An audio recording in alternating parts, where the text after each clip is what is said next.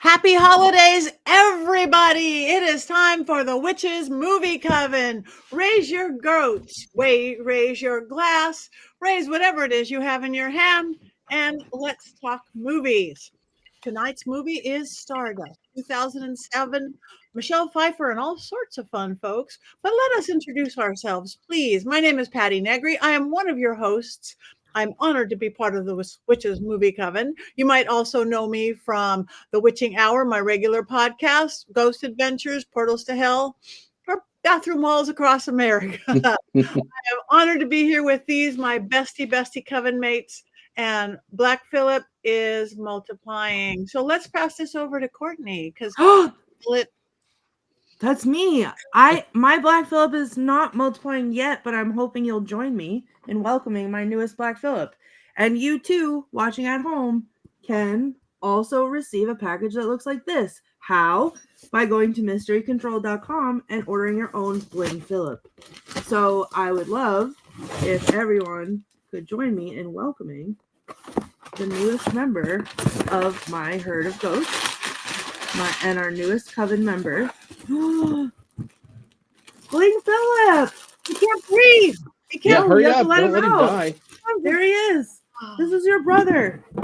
And look at this little box. In this little box comes something exciting. Please hold. His goat bling. Oh no, my camera's not. Oh, yeah, there it is. There's his goat bling. Oh, Bling! Wow. So now Bling Phillip, we're gonna loop him. Oh. Well, he has a thick neck. Maybe mine doesn't loop. You have to unclasp it. I did it. Okay. Hold Richard-Lael, what would we do without you? Right. Richard-Lael knows what to do with jewelry. Mr. Mankey did the same thing without. No, he was listening in the back room. We just didn't know it. No, I had my sister-in-law do it because I couldn't figure it out. There he is. Nice, Courtney. Bling Phillip, welcome to the coven. Join your brothers. Look at how many Black Phillips I have. Richard-Lael. Yes, Richard-Lael is one name, not two. If I were just Richard, I would be a... with that, I am known as the Gentleman Psychic. I'm a psychic and a medium. I used to be a psychic and a small, but I gained some weight. Unlike all of the other psychics here in New Orleans, who are all doom and gloom or love and light, I'm a happy medium. With that, I am also known on Ghost Adventures. You can find me at the University Magicus. You can find me at thegentlemanpsychic.com. You can find me here in New Orleans where I do tarot and seances in this lovely parlor, but normally it's not that brightly lit. Normally it's a little bit more dim. It's beautiful. Jason. I'm Jason. I am a Llewellyn author. This time of year, I love to promote Llewellyn's Little Book of Yule because I would describe myself as a Yule enthusiast because I love this time of year, and it is my favorite time of year, and it is the best time of year. And I'm so happy to be here with my coven during this wonderful holiday season. Thank you. Now, Heather, unfortunately, cannot be with us here this evening. She's got fun, fabulous family things to do, but she'll be back next week. And let's talk Stardust a little bit. I had never seen it before. I watched it last night, and hope you guys all watched it. Thank you, Robert. Hi, Werner. Hi, host. Hi, Luther. Hi, Mary Jane. Everybody's in here. Yay. All right. All the cool kids. So Stardust. It's a movie, 2007. It was so new to me. Just in case any of you did not watch it, Richard-Lael, do you have an unbiased synopsis of this beautiful film? I do have an unbiased synopsis, and I think that my unbiased synopsis is, I think I'm going to leak how I feel, I'm afraid. So, because I love Neil Gaiman. I love him. I cannot tell you how much I love his works. Now, with that said, Stardust is based on his novel from 1997. It is the story about a young boy who lives in Wall, someplace on Earth in England, and he cannot go beyond the wall. No mortal can step beyond the wall. And his father before him finds out that he can, in fact, go across the wall. And 18 years later, he gets a strange, well, not 18, 9 months later, he gets a bundle of joy dropped at the wall, which with a delivery note for him. 18 years later, the child has grown into a young man and decides that he too can go on the other side of the wall in search of a fallen star so that he can persuade the woman of his dreams to marry him instead of someone else. As they go on this adventure, they find that he was given a Babylon candle in his swaddling clothes and basket, which it's the fastest way to travel, and he is only supposed to think of his mother, only his mother and no one else. But he thought of his mother, then he thought of the girl that he's in love with, and the star that he promised to get for her. And of course, he crashes into her, mistaken identity, thinks that she is his mother. They go on adventures. You find out that there are witches who consume the heart of a fallen star who is anthropomorphic. And they go on all of these adventures. You find out then through misadventure that instead of falling in love with the wrong girl in the village, he actually is in love with the star, who in return is in love with him. On their adventures, they of course meet more witches. They meet Michelle Pfeiffer as the Grand High Witch, not exactly, but the Grand High Witch, who is one of the three fates. And then there is, where am I? And my favorite is along the way they meet the gay uncle, Robert De Niro, who is this airship captain, lightning collector, swashbuckling, emphasis on swish. And along the way, they find that this educated man helps these two to really fall in love. They are pursued to the wall, and you find out that if the star crosses into the mortal world, she only becomes dust, just lumpy old rocks. But the witches are trying to consume her heart so they can regain their youth, vitality, beauty, and longevity. As it turns out, they are kidnapped. They are brought to the witch's lair so that the Grand High Witch and her sisters can consume. Meanwhile, of course, the princes, there's this other whole side story about who's going to be the next new king of Stormhold or something. Anyway, they're all dead. So you find out that it is, in fact, the boy is the next male heir in line to be the king of Stormhold. He marries the star, Yvonne. No, I can't remember her name. Yvette? Evelyn? I can't remember. Anyway, Yvain. What was it? Yvain.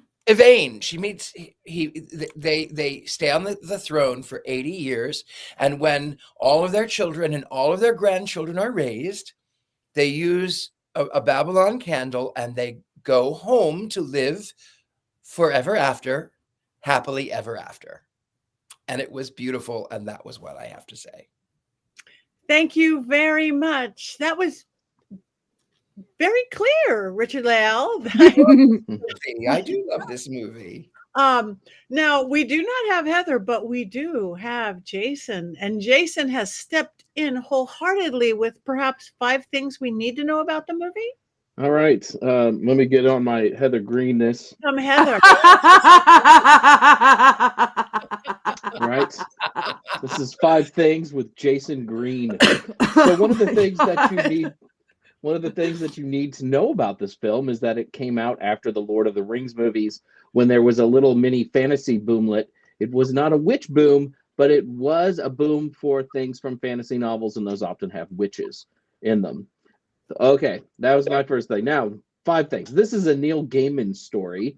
Most people are familiar with Neil Gaiman because he's had lots of stuff adapted over the last couple of years, but he started out as a comic book writer. And in 1990, he writes Good Omens with Terry Pratchett, which is his first book and not a comic.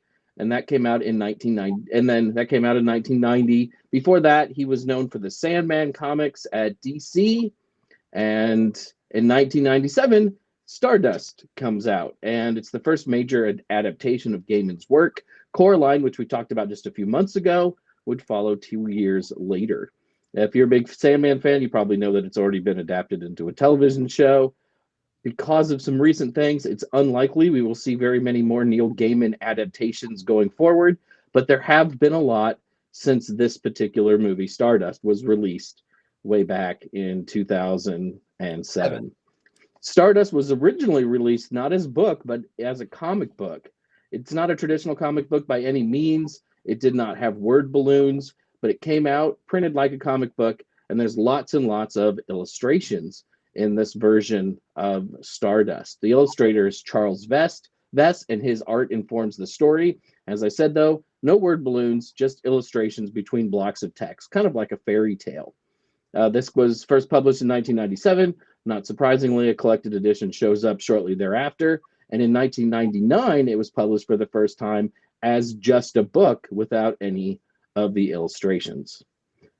A film adaptation was developed as early as 1998. So as soon as this came out, people saw a lot of potential for it. And it was actually optioned at one point, but they didn't do a whole lot with the movie. And Neil Gaiman took the rights back. He refused several offers over the years because he really wanted a hands-on role. He had seen what had happened to some other comic book writers whose works were adapted. Most specifically, he saw what happened to the Alan Moore things, especially the League of Extraordinary Gentlemen, which is really, really bad. Eventually, he starts talking to Matthew Vaughn and Terry Gilliam about making this film. Terry Gilliam, we've talked about Gilliam on the show. He did Time Bandits, for instance. Gilliam was excited, but he left the project to do the Brothers Grimm. Matthew Vaughn left the project too, but then he comes back a few years later after directing his first film. Gaiman trusted Matthew Vaughn so much for this movie that he did not charge him for the rights. This is my third thing, Matthew Vaughn. If you watch a lot of superhero movies, you're probably familiar with Vaughn.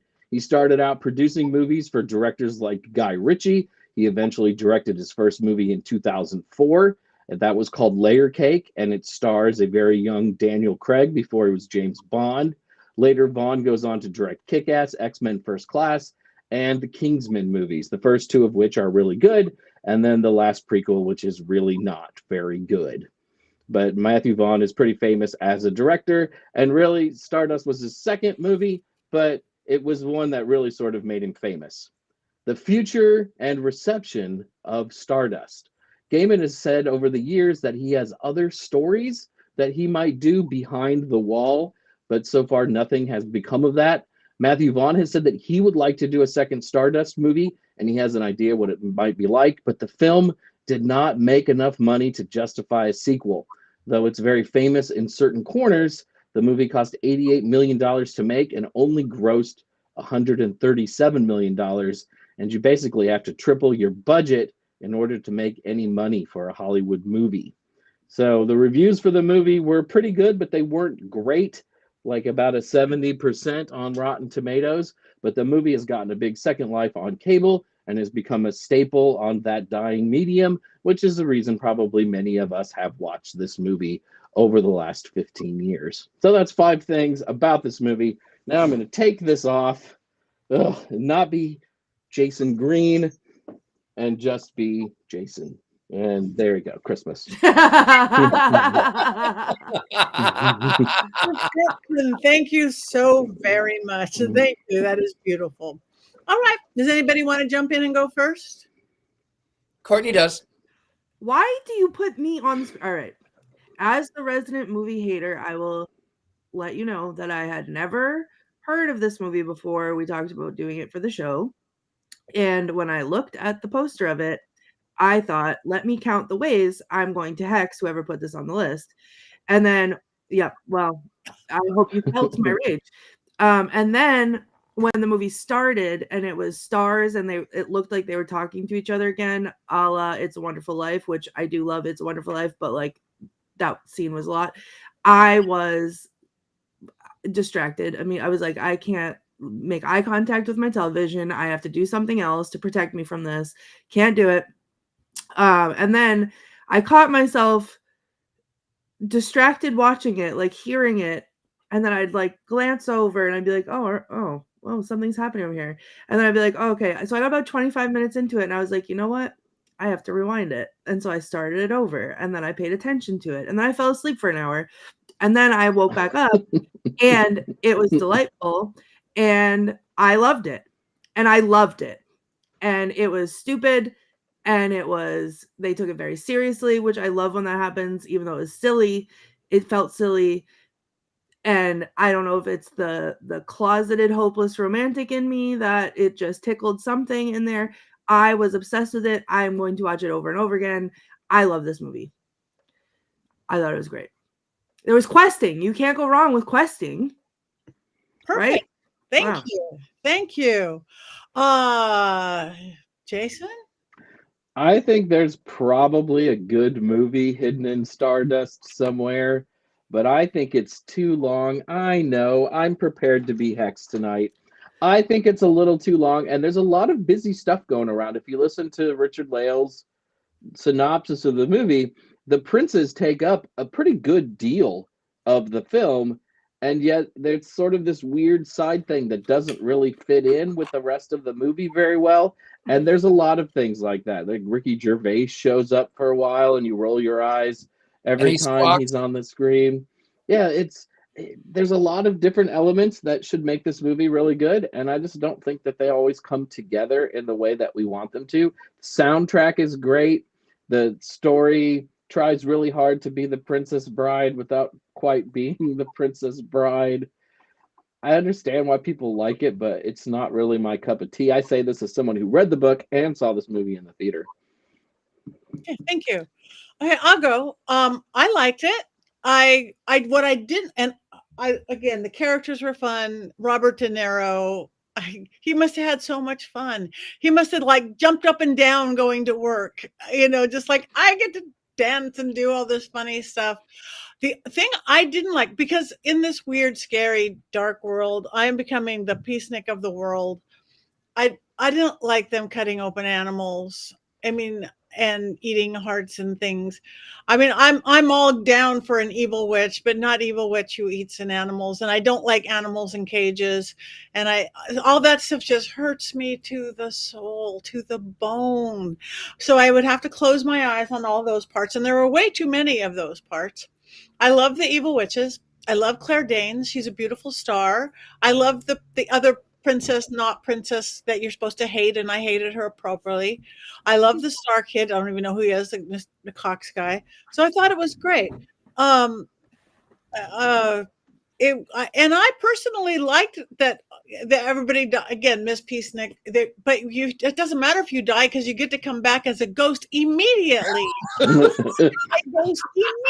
Yeah, and be force ghosts like Star Wars. They were force ghosts. It looked like.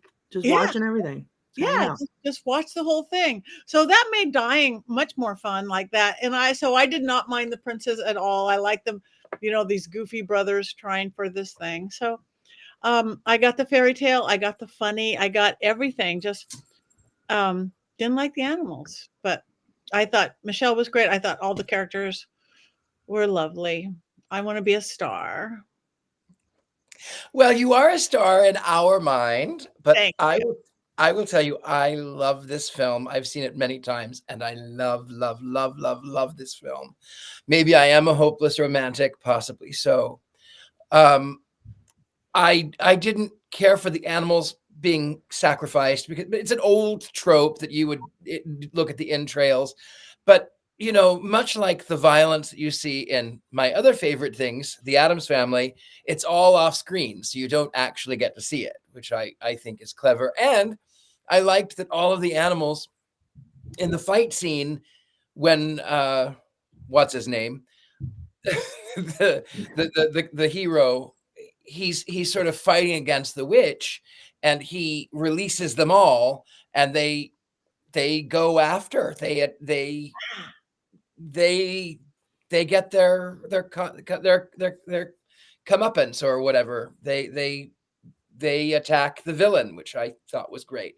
And Michelle Pfeiffer as one of the fates or with a Grand High Witch or the Bette Midler role in Hocus Pocus as being the head witch was fabulous. I loved the fact that her magic took its toll, and even calling would make her have age spots, or when her hair starts falling out in clumps. And I loved the fact that when she was more beautiful, when she had consumed the last remaining portion of the last fallen star, that she was naked in the mirror, just sort of that. Which I can totally understand if you're Michelle Pfeiffer. I'd look at myself every day too.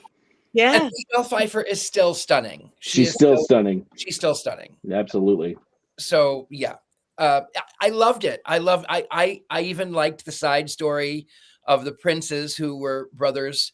I thought that it was a little predictable in the sense that that he meets this woman who's chained, the father, and then 9 months later he has this boy, and then 18 years later the kid goes out. Who's going to be his mother? I mean, and then they're talking about, well, where's the sister? Where's the sister? Where's where she's the sister. I just felt that was predictable, but I liked it overall. I thought it was funny. I loved that there were some references to charms and potions and what I consider real magic. And again, I really love Robert De Niro in this role. I sometimes, as an out gay man myself, sometimes I take issue when a heterosexual man plays a gay role. And sometimes it can be a little offensive. And maybe it was a little bit, but I think it was funny and sweet and charming. And I loved the fact that his crew already knew, and they loved him anyway. And they said, well, we knew that you were you're the captain. We always know that you're the captain. And then the end, when the girl that I always want to call him Tristan. Anyway, the girl that the hero. It is Tristan. Is it Tristan? Yeah. Because I was singing Tristan and Us All Day, but okay. So Tristan, the girl that he was to marry ends up with the guy that she was originally going to marry anyway. And at the end of the wedding, Robert De Niro and this young guy are winking at each other across the wedding venue. And I went, we don't talk about that as being a big deal today. Like, having a gay character in a movie is very standard. But even in 2007, that was something that you didn't see very often, especially for an A-list actor like Robert De Niro to do something like that. I feel like I should point out, in 2007, this movie did win a GLAAD award for Best Feature. I think largely because of Robert De Niro. And I think that wink at the end of the movie is actually the best part of the movie, and was the only part that I really, really laughed out loud. And I was watching it with my sister-in-law and my wife, and we all pointed at the screen and were like giddy and happy about that little moment. And I in my mind, I think that the young man and the young woman, I think that they probably end up in divorce. And I think that the captain and this young man are actually happy together, and they can practice sword fighting and play the piano and wear their dresses. And I think that, in my mind, they live happily ever after.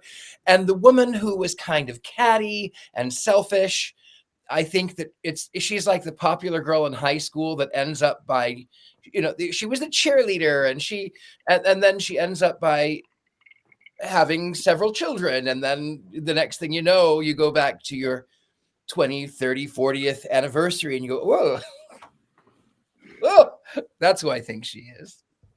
Peaking too early. We call that peaking too early.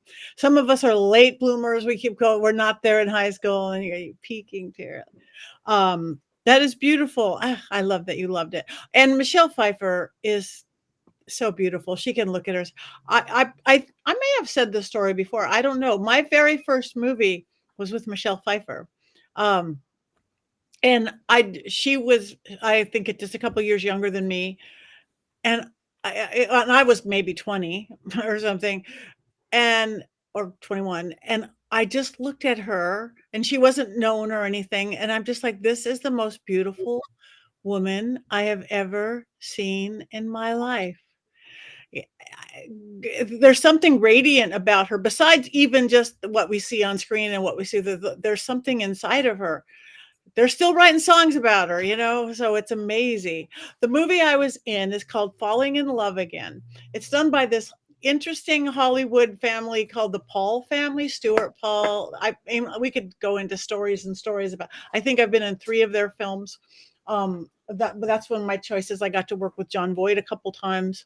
A very independent kind of family-run film. But that was the first one, Falling in Love Again. And all sorts of people, cameos were amazing of people. I don't know if you could even see it anywhere. I'm like the girlfriend of like the lead's best friend's brother. So I think I say 3 things and I'm mostly on his lap and running around. But I still have that vision of Michelle. Oh my God, you found Yeah.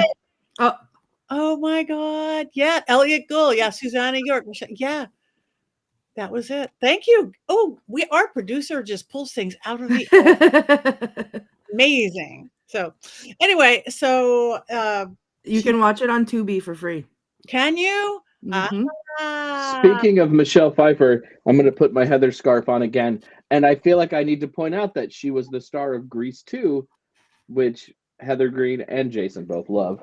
But I know Heather would have mentioned that if she was here. So I'm going to put on my scarf every time That you have to be Heather. that I have to be Heather. And speaking of Grease, And I loved her in Hairspray. we all need to keep scarves close by when we need to do the Heather. Yeah.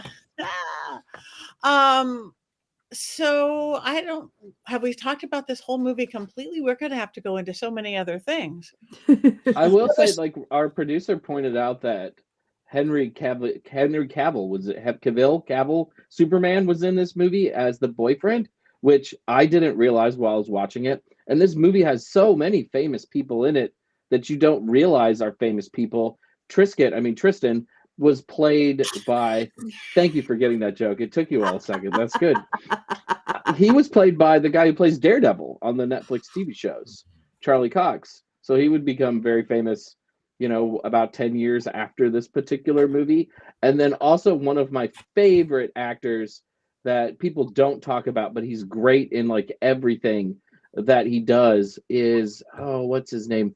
He was in all of the Kingsman movies. Mark Strong, he plays Prince Septimus. He's usually bald in every other movie that he's in, but he has dark hair in this, and it freaks me out to see him with hair on his head. Yeah. But he's pretty good as Septimus. He has that intensity.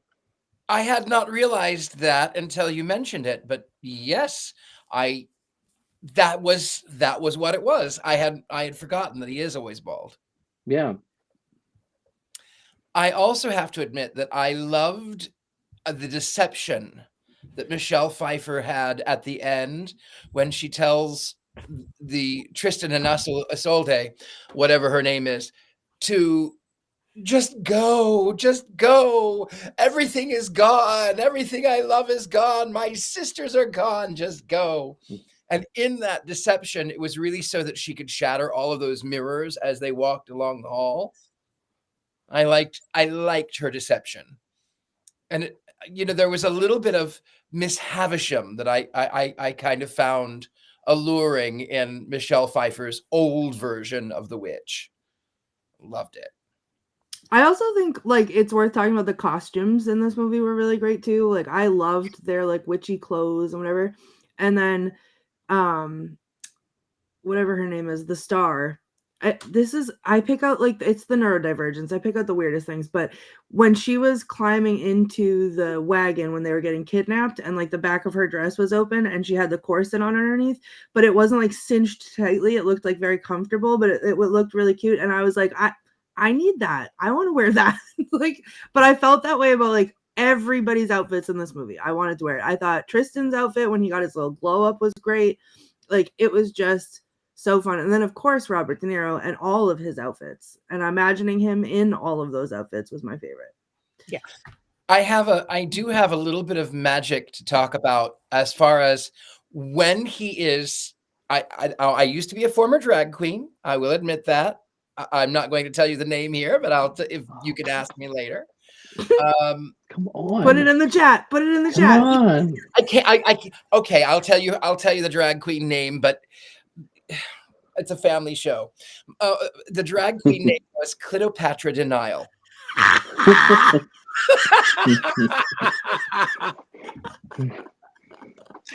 Because I was thinking she was a 20s film star. She was silent. She didn't lip sync like other drag queens would do. And you can still find, if you look on Meow Mix and look for Cleopatra Denial, you can still find some of those things. Anyway, so I would have all of that wardrobe and I would do those things. And then I moved to Hollywood and I lived in a fabulous little tiny studio apartment. And my neighbors were evil and I hated them. They were awful. They were just awful. They were the worst. And I'm so that I don't, how do I say this? So that I don't come across as the villain, I will say that they were intimate with each other in a very loud way. And they were mean to their children who lived in a 1-bedroom apartment. And if I could hear them in the next apartment over, and they would say things that were innately racist against everyone. And they would play loud music. And I hated these people. I hated them with a passion. I hated them. And so in order to sort of drive them away, I love the can-can. I love it with everything in my being. I love can-can music. I love it. And when they would be loud, I would put the speaker outside of my window on Hollywood. I was across diagonally from Hollywood Forever Cemetery on Sunset. Wow. And there was a building behind me. It's a prop house. And there was no one below. And there was just like 7 people in this apartment, in the building. And I would turn my speaker so that it would hit that back wall and it would bounce right back into their apartment. And I would play and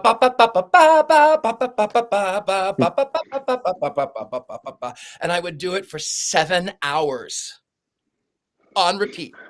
You are evil. And then I would just go out for a walk, and then I would come back, and I would listen to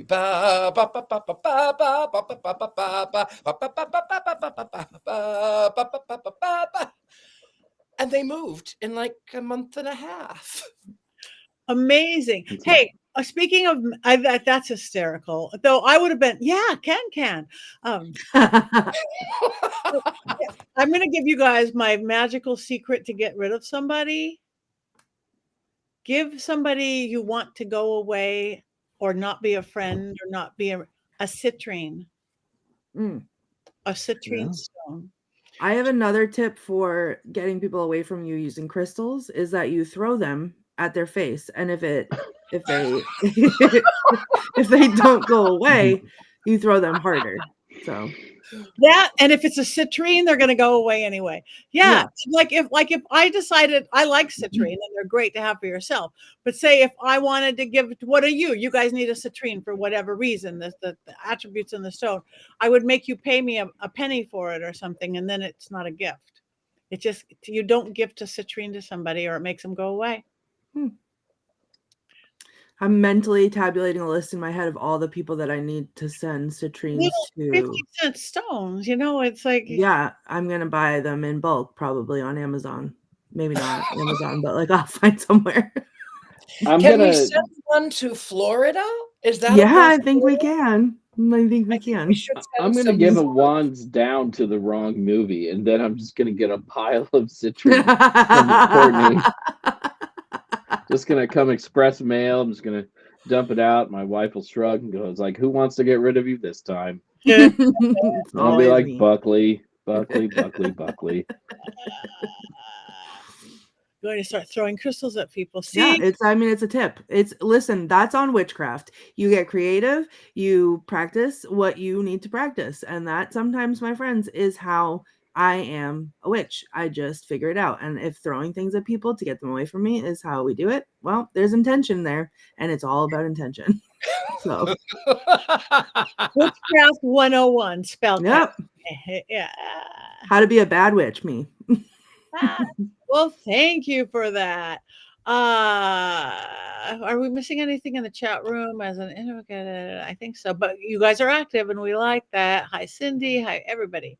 I haven't learned how to go in the chat room and do this at the same time. You guys are way too better at multitasking than I am. I have 2 screens, so that's why. Okay. All right. Next week. Well, we're not there yet, but we could talk about next week now, right? Can we? I think we should. We We talk can about announce next week. Yeah. Wicked. Big week. Mm-hmm. Wicked. Mm-hmm. We're getting into beautiful holidays. See, Wicked. I just saw it 2 nights ago in the theater, like the 2 movies I see at a movie theater every year. Can't wait. Can't wait. Can't wait. I am using this as an excuse to go see it again so that I can bring a notepad and paper with me and try to take some quotes down, is what I'm telling myself. I'm just going to see it again. So Good. And we will have special guest, Chad Hatter. Ooh, yes, that's right. Chad could give us some perhaps costuming secrets because I love the costuming on that. So weird. So beautiful. So weird. So I still have to see it, so I have to catch up still. You know, I chose Gladiator 2 that weekend. That was not the consensus in the coven to see Gladiator 2. Excuse me. I've seen it twice. At first, like originally. Yeah, I know. You've also seen Did you go Moana dressed? 2. Did you go dressed in costume? As Wicked when you went to go see it? And Wicked, no, but when I went to see Wicked, I pulled in and I realized that Gladiator 2 was also out that night. That's how I remembered, because there was 2 grown men walking to their cars in full Gladiator outfits. And I rolled down my window and I said, this is amazing. And then I promptly went to see Gladiator 2. And yes, I've also seen Moana 2. We had my Thanksgiving tradition with Nathan is to go to the movies, which I talk about all the time.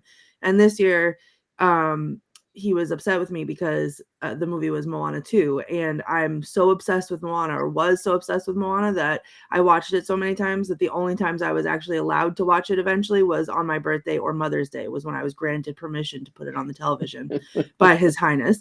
And then that was the movie that was out. So then he said, usually if I have him like for dinner time, we go for a double feature. We see 2 movies. And this year he was too cool for school. He's a teenager. He doesn't want to see 2. And then I was like, but Gladiator, Pedro Pascal's in it. There's a lot of like shirtless, bloody men who are getting like rolling around in dirt and like doing weird things. And he was like, I'm going to watch that one. Yeah, that's what he did. He was like, okay. And then we were 2 minutes into Gladiator 2, and I had already seen it because I knew what was coming.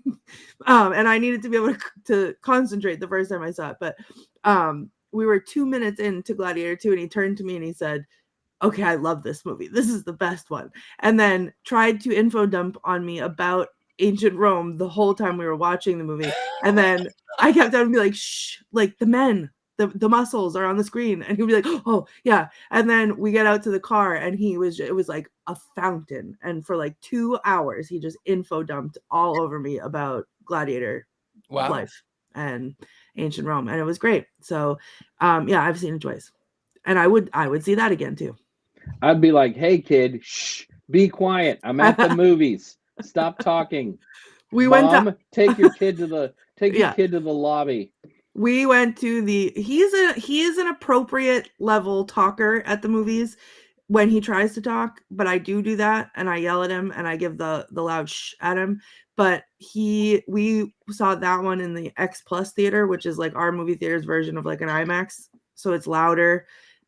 So you can't hear anybody around you because it's so loud. So when he would lean over and like try to whisper something to me, and I would be like, shh, the men. Nobody can hear us. Good. Yeah, we there's an important question in the chat. What?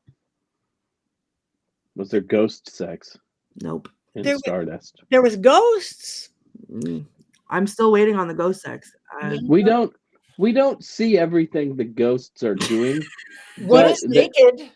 but they are brothers, so you hope that there's no ghost Right. sex. Yeah, Right. We weren't really rooting for it in this. Yeah. Take it. The other term, Michelle Pfeiffer, naked, looking at herself in the mirror, is almost the other definition of spectrophilia. Spectrophilia has two definitions. One is human ghost relationships, intimate relationships, and the other one is basically masturbation in a mirror with yourself. Or Oh. sexual attraction. Not that she's doing that, but it's attraction to your in a mirror. So there was spectrophilia, and it was beautiful Michelle Pfeiffer. Go, how beautiful I look. That makes so much sense, knowing that there's a term for that. Since I'm currently online dating, I feel like I know a lot of people who might be into that now, and it's looking at themselves in the mirror and just being attracted to themselves. Like I feel like I encounter that on the daily. It's very popular. But yeah, she was great. So I guess there was a little bit of spectrophilia, not necessarily ghost sex in the movie.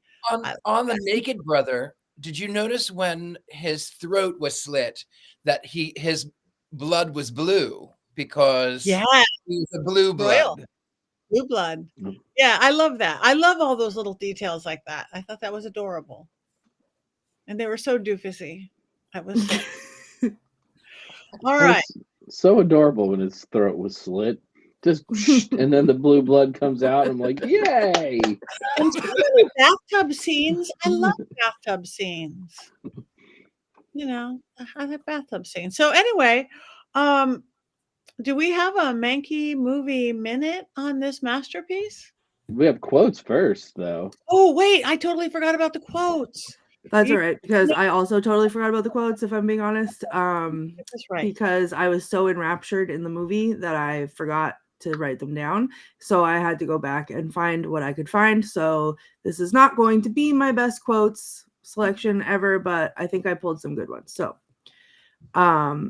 one of my favorites was Yvain, when they were running, they were trying to get back to the wall or wherever they were going, and the yellow caravan came up, and then that's when we find out that he has the flower and it's protection or whatever, and she's yelling at the witch, and the witch or whoever that lady was, and she's not hearing her.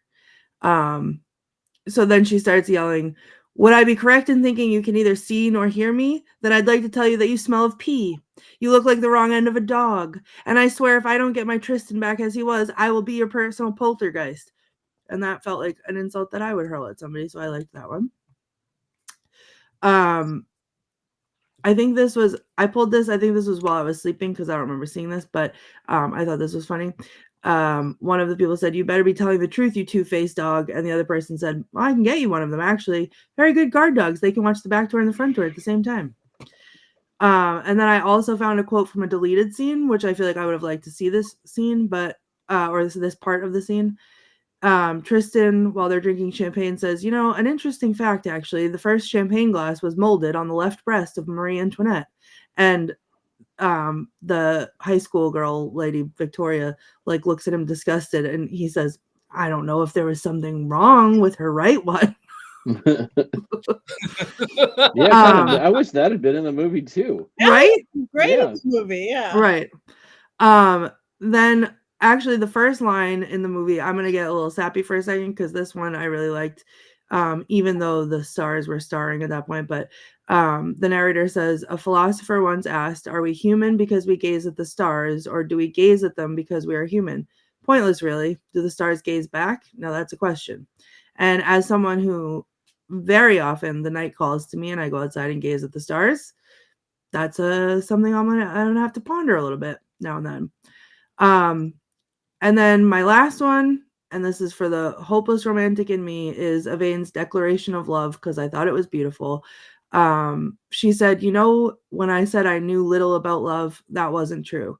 I know a lot about love. I've seen it, centuries and centuries of it, and it was the only thing that made watching your world bearable. All those wars, pain, lies, hate, it made me want to turn away and never look down again. But when I see the way mankind loves, You could search to the farthest reaches of the universe and never find anything more beautiful. So yes, I know that love is unconditional, but I also know that it can be unpredictable, unexpected, uncontrollable, unbearable, and strangely easy to mistake for loathing. And what I'm trying to say is, Tristan, I think I love you. Is this love, Tristan? I never imagined I'd know it for myself. My heart, it feels like my chest can barely contain it, like it's trying to escape because it doesn't belong to me anymore. It belongs to you. And if you wanted it, I'd wish for nothing in exchange. No gifts, no goods, no demonstrations of devotion. Nothing but knowing you loved me too. Just your heart in exchange for mine. And isn't that what we're all looking for in this world? I thought it was beautiful. I agree. Or a lot of money. Right, but I love a lot of money, so. Yeah. Thank you, Courtney. All right, now, Jason, do we have a magnificent, marvelous Mankey movie moment? Considering how much you all like this film, you might as well just turn your lights off now. It's gonna be one of those minutes where Jason was not a huge fan of the movie and makes fun of everybody and is quite mean. So I'm just getting you ready now. Richard-Lael has his lights off, perfect. Courtney's got her sunglasses on. My Black Phillips are probably going to walk away because they're probably mad at me too, and I haven't even started yet. So here we go. I love all of you. Please continue to love me. A great tasting dish. Dish as in food, by the way, not dish like a plate. So as I was saying, a great tasting dish is like a great movie. It is more than just the sum of its parts. You can take 20 delicious ingredients, mix them all up, and not create the main course of your dreams or even something that is edible. Movies are much the same way. You can take 20 really great things, make them all a part of your movie, and still end up with a boring bologna, mayonnaise, and American cheese sandwich on white bread. Such is the fate of Stardust, a movie with many great ingredients that doesn't quite work like people thought it would. Start your dish, of course, by consulting a recipe card written by your grandmother and then adding your own embellishments.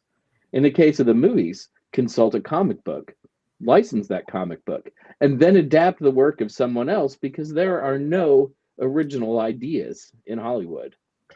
Set the budget for your dish. In the case of this movie, find $80 million for what should be a much simpler film. $80 million is a lot of money, and I'm not even sure what they spent it on in Stardust. Some dopey CGI-enhanced ghost.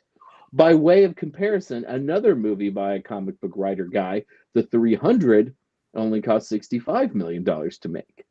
You can have the best cut of steak in the world, but if you don't know how to cook it properly, it doesn't matter how expensive your magic cow meat is. And you can throw a lot of money at a movie, but that doesn't mean your movie will be good. Once you have your cut of meat or your movie, let a rising and talented director or chef try to do 19 different things to it. Maybe he should start by boiling the meat to remove all the flavor and give it a rubbery texture. And then he can throw it on a grill, being sure to char the edges while keeping the center ice cold. Whatever the director did to this movie, it was all messy, and he did it for a very long while, resulting in a runtime that was too long by about 40 minutes. Wow. Add a dash of American actress to your movie whose English accent just isn't very good. Be sure to pluck that actress from American television, so perhaps her fans from that show will show up to watch your movie. And to make sure their parents and or grandparents go to the movie too, sprinkle on some Robert De Niro. Make sure your De Niro is campy and only on screen to cash a paycheck. You wouldn't want him doing anything that remind people he is an iconic actor. I know you all hate me now. Add a teaspoon of Michelle Pfeiffer to your dish or movie. As one of the most beautiful women in the world, be sure to hide her face behind some hideous makeup. And don't give her too much screen time. It's far more important to spend time with your two younger leads who have about as much chemistry as a sock cuddled up next to a piece of Spam. Be sure to marinate heavily with Ricky Gervais, who gets fourth billing in this movie, even though he does basically nothing, and when he does appear, he is just annoying. Is there another movie he can troll? Seriously, asking for a friend. There are other people who are now famous or were famous when this movie was released. Sienna Miller is one, and she is instructed just to be shrill and off-putting. Peter O'Toole was really famous in his time, and he simply dies in this movie. Charlie Cox, who would later play Daredevil, is the lead character in the film, and Richard-Lael, who loves this movie, can't even remember the lead character's name. And I only figured that out because while I was watching this movie yesterday, I also read some Wikipedia. So many ingredients were put into this film, and they were all pretty great ingredients. Sadly, all of them combined did not make a great film. Oh, I feel so bad. I feel so bad because you all like this movie so much. No. Just wait, Jason. Just you wait. that's great. We're all sending you citrines. Yeah, I put it in the chat. You better look. Oh, I'm not sending you any citrines. I can't wait until we pick your movie, and then I can do the same thing. Yeah. That's... Oh yeah, when we watch Sword in the Stone, because that's his favorite. Bah humbug. Embrace the darkness. But yet, as much as we disagree with you, beautifully done as always, Jason. Yeah. As wrong as it was. The spam, I had muted myself so that I could type in the chat and nobody could hear my keyboard. And I didn't realize, and I didn't unmute myself. So I don't know if anyone could see me screaming spam when you said spam. Fair. We have one thing left to do, and that all of you guys in the chat room who've been so beautiful and active, hands up, hands down. A heart. I shall eat it. A heart. That's beautiful. Up, up, up. Neutral. Did you go neutral just because you don't want to be extra hexed? I am preserving my soul. There are cute elements of this film and things that are okay, but I just don't think it holds together all the way through. And it's too long. It needs to be 90 minutes, not 2 hours. And I was fine with 2 hours. I disagree. I disagree because I took a whole hour nap during the movie and I woke up and I could still enjoy it. There was still a movie left for me to watch. That's not good if you're falling asleep during the movie. I was falling asleep because I was tired, not because of the movie. Which I actually enjoyed every second of it. Which I actually did while I watched this again yesterday. That's why, part of the reason it gets only a half. Yeah. I was bored. Tell you, wands up, horns up. Wand down for the animal sacrifice portions, wands up for the overall movie, wands up, horns up. Okay, then we don't have zero wands down. So no matter how cruel and biting your moment in the time was, no complete wands down. And only one neutral, except for the animal thing. Just me. We have to take care of our animals. Anyway, we have a couple. Okay, Heather, what are you gonna vote? I'm gonna give this a neutral just to be in solidarity with Jason, who apparently is me tonight. So there you go. Wow. Yeah. I cannot wait. I'm telling on you so fast. Voting for someone else. You're double voting. I think that's illegal. I think that's fair. It's definitely illegal. Anyway, next week we are going to see Wicked. So you guys get out there, watch it. It's worth. Well, I'm just gonna say, just get out there and watch it because you have to watch it. If you go on social media, you have to watch it because there's a commercial. The way they're doing the ads and stuff, you can learn choreography on social media. You can do all sorts of. It's wild. But before we go, how's anybody doing? Does anybody have, number one, anything that they have coming up? And number two, since we are now into the holiday season, I thought any holiday wishes or holiday fun things or holiday, I have to tell you all, Jason just did the witching hour. It's going to air on the 16th, very Yule happy.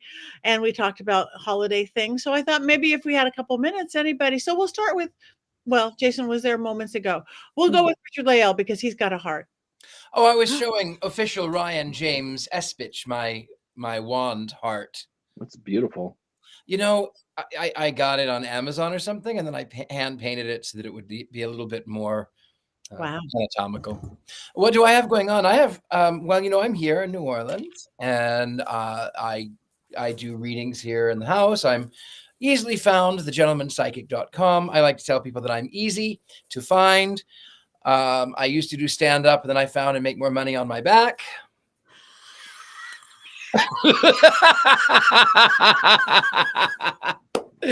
Anyway, with that, yeah, I'm a little bit of everywhere. So that's just me.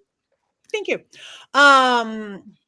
Any special plans for upcoming? Oh no, we're still weeks away, so we're okay to talk about Yule or solstice or Christmas or Hanukkah or anything like that. So, all right, Courtney. That's me. I can be found online at the Femes everywhere femurs are sold. And I am looking into, now that it's my less busy time of year, if I can find the time to stream some video games. We started playing Little Hope, which is Salem Witch Trial coded a little bit in there. It's a fun story game, so you can join in and make me scream and scared on Twitch. So at the Femes on Twitch. Thank you very much. Mhm. Jason. Tomorrow is Krampus night. So it's the night where Krampus would go door to door and ask all the children if they had been good. And if the children were bad, he would take them and put them in his basket and then whisk them to hell or beat them. So everyone should be sure to celebrate Krampus night. If you've got a costume and your neighbors have children, be sure to go next door because your neighbors will absolutely appreciate it. If you live in the Bay Area, tomorrow is Jason's holiday party. We call it the whiskey party. We put all 70 bottles of whiskey that we have in the house out and let our friends try and sample our very large collection. So if you're in the Bay Area, let me know. I might invite you over for the party. And I have nothing going on because December is just for Yule. No pagan trips. I love it. This is great. Just me and the Phillips. The Phillips. And the Phillips are growing. So everybody remember, mysterycontrol.com. You could have a naked Phillip. You could have a bling Phillip. I do believe that you have options. They are both fabulous. Yeah. I actually this weekend, anybody in Texas, I'm going to be in Ballinger, Texas, which is like a couple hours out of Dallas, with my partner in Paraflix, Natalie Jones. We're doing an overnight in a crazy, fabulous, haunted old park hotel where you could do just the investigation with us, seance with us, spend the night in the hotel if you want. You don't have to. It's like you've just walked into an old movie set kind of hotel. It's really great.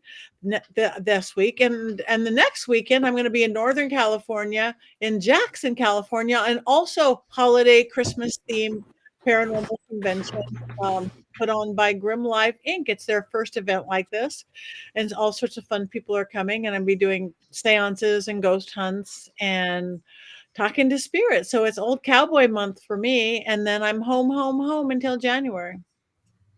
Yay. So we have 2 minutes left. And you know what they say about Texas? What? You know what they say about Texas? What do they say about Texas? Only two things come from Texas: steers and all my exes live in Texas. You thought I was going queer. Yeah, we did. I feel sort of bad. Like my Black Phillip's pretty old, right? And his hair is all matty. And now Bling Phillips got like, hey, I got my necklace on and look at my fur. It's all shiny and not matted. And you, Black Phillip, you're old.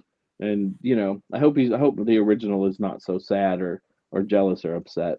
Maybe it needs stardust. It needs some stardust. Eat the heart of the old. No. But my old Black Phillip is on drugs because you look at his one eye up, one eye sideways, one eye up, one eye sideways, because my husband fixed it for me. That's what he does. But they love each other, even if one's a little long in the tooth. So, I left imposter Black Phillip over here to babysit the children. I don't know. He's sitting next to the haunted Roomba. Oh, but in front of the Richard-Lael pillow, but there's the children in the house, and I don't know what's happening. I just realized this, and now I feel bad because I'm snuggling original OG Black Phillip and Bling Phillip because now he just came out of the box. But there's imposter Black Phillip. Grab him up. Grab it. Oh my God. No, he's babysitting the children. These little kids, the goat kids, cannot be left in the house by themselves. All right. Are you sure he's not crying? No, I'm not sure about that. He is touching the haunted Roomba, so. Roomba episode as well. Mommy love me. Why doesn't she love me? Anyway, it is that time. So, is there anything other that we could do other than cackle? Is there anything Stardust like? Is there anything? No. We have nothing to do. No. I mean, we could do the Ricky Gervais. I'm not doing that. No. But you did Richard-Lael, and we love it. Yeah, you can. Cackle for all. And that means you guys out in the chat room, we want you to cackle loudly. Have your family members and roommates wonder what you're doing. Okay? I'm listening. Disturb people. 1, 2, 3.